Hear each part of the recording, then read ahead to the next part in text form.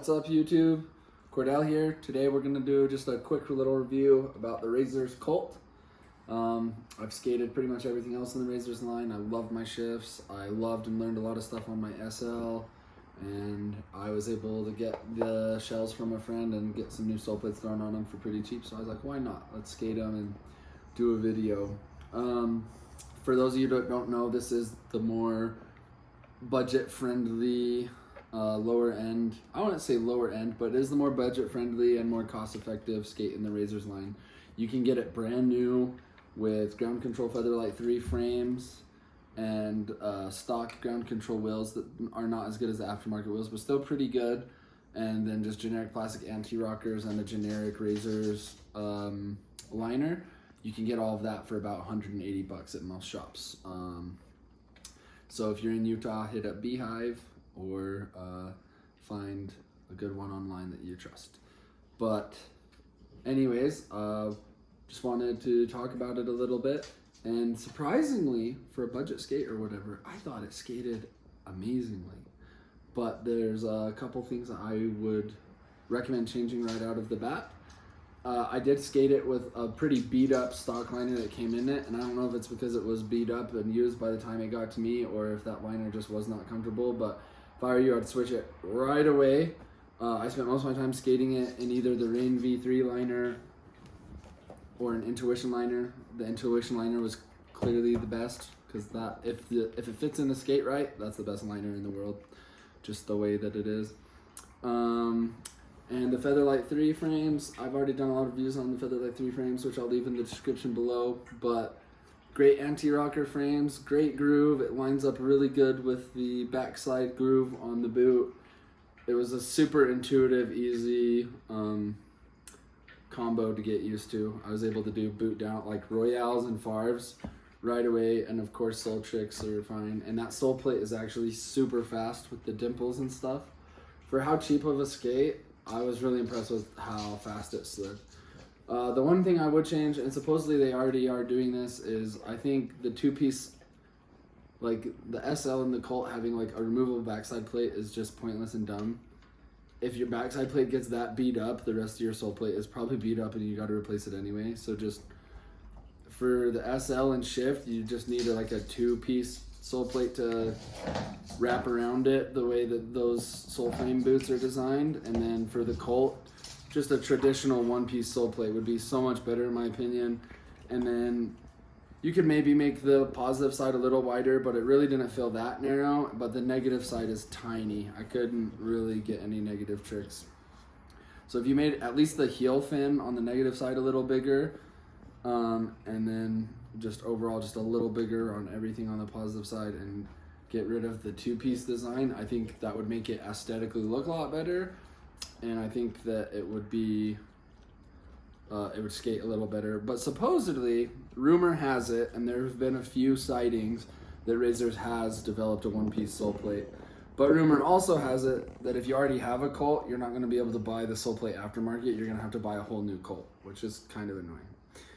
Which brings me to the other thing that's really annoying about this this skate, which I think is a really simple fix, and I don't know why Razors doesn't just do it. But on all other skates, the silver hardware that goes down to your boot, and then the cuff hardware that's on the inside, the shell has like a little recessed thing, so the hardware sits flat, so it's not rubbing on your liner and it's not pushing on the bottom of your foot. I don't know if it's because this skate came from the era of riveted cuffs and then they decided to be able to put cuff bolts on it, so the mold just doesn't have the recessed hardware divot in the shell. But I think that would be a really easy modification to the mold. So Razors, you should do that, because the cuff bolts literally tear up your liners. I have to put tape over the cuff bolt hardware on the inside. And then on the bottom, on the footbed, those giant like silver dollar size silver pieces, they stick up a good quarter distance out of the shell, and that puts a hot spot right under the pad of your toe and right under your heel. And in my opinion, that's not what you want either, really.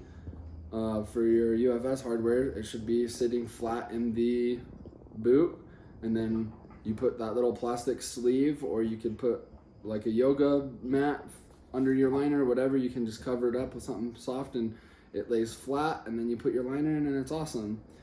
And this, what I ended up doing to fix that problem, and it actually works pretty good, is so it comes with this like foam and cardboard footbed to kind of try to protect you from it. But what ends up happening is it just pushes a bump in the cardboard footbed, and it still gives you just tons of pressure and heat spots under your foot.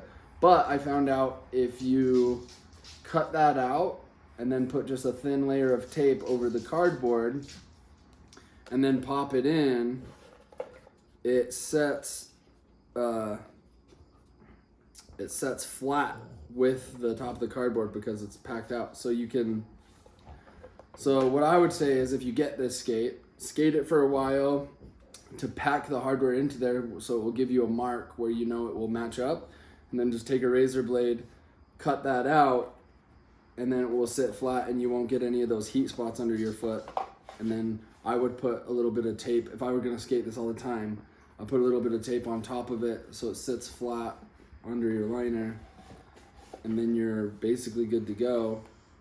And that's a little easy hack if you are someone who really likes this boot, it fits your foot really good and you really want to skate it. That's an easy hack on how to fix some of those problems.